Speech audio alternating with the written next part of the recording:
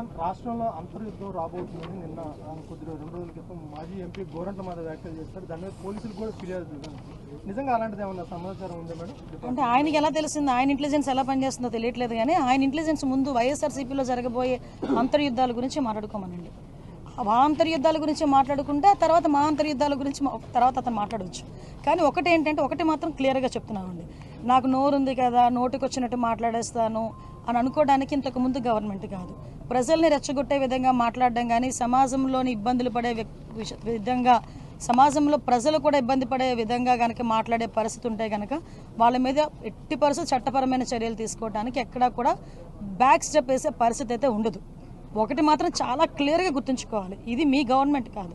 నోటికి వచ్చినట్టు బూతులు మాట్లాడతాము, నోటికి వచ్చినట్టు ఏది మాట్లాడినా చెల్లుబాటు అయిపోతుంది, మమ్మల్ని ఎవడు ఏమి చేయలేడు అనుకునే గవర్నమెంట్ కాదు. ఇది ఎన్డీఏ గవర్నమెంట్.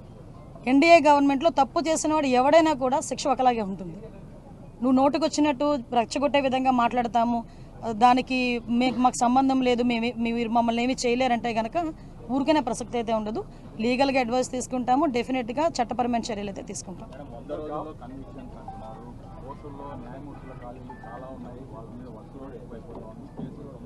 ఎస్ అండి, దాని